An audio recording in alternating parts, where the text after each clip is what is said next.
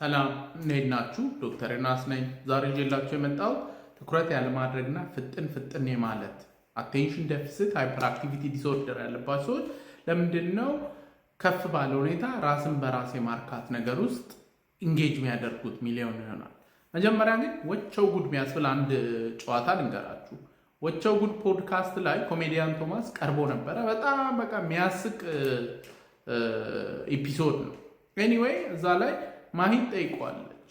ኮሜዲያን ቶማስ ቤት ውስጥ ስትውል ምንድን ነው የሚያስደስትህ ትለዋለች። ብቻዬን ስሆን ነው ይላታል። አዎ ብቻህን ሆነ ቤት ስትውል እናንተ በቃ ብቻዬን ሆኜ ቤት ውስጥ ስውል በጣም የሚያስደስተኝ ነገር ያው አዶናይ እንትን ማለት ነው አላት።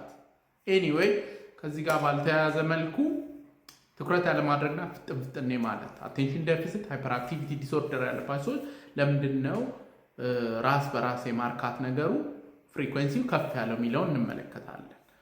እንግዲህ አቴንሽን ዴፊሲት ሃይፐር አክቲቪቲ ዲስኦርደር የምንለው በዋናነት ኖርፒነፍሪን ከዛ የዶፓሚን ንጥረ ቅመሞች አብኖርማሊቲ ነው እና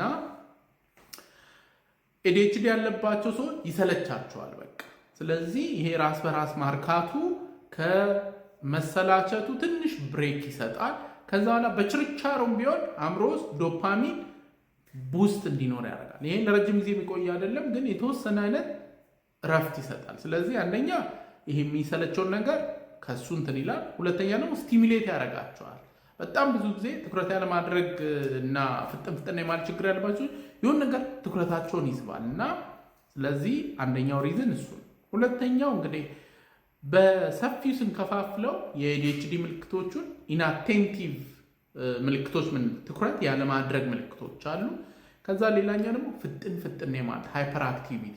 ሶስተኛዋ ኢምፐልሲቪቲ ትባላለች ወይም ደግሞ ቅጽበተኝነት።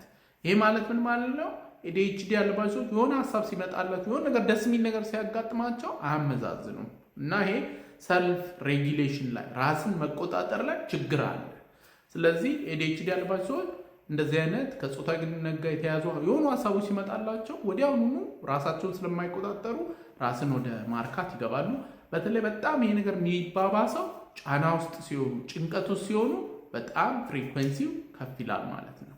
ወደ መፍትሄው ስንመጣ ይሄ እንግዲህ የኤዲኤችዲው መገለጫ ነው ማለት ነው እና ልክ ኤዲኤችዲው ሲታከም ለኤዲኤችዲ እንግዲህ የተለያዩ አይነት መድኃኒቶች አሉ። ስቲሙላንት የምንላቸው ሜዲኬሽኖች አሉ፣ ነን ስቲሙላንት የሆኑ መድኃኒቶች አሉ። ኤኒዌይ ኢፌክቲቭ ናቸው።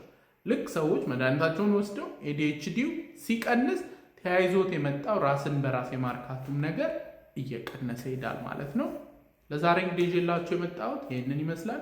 ሁሉ ጊዜ እንደምለው ያለ አእምሮ ጤና የለም። ደህና ሁኑ።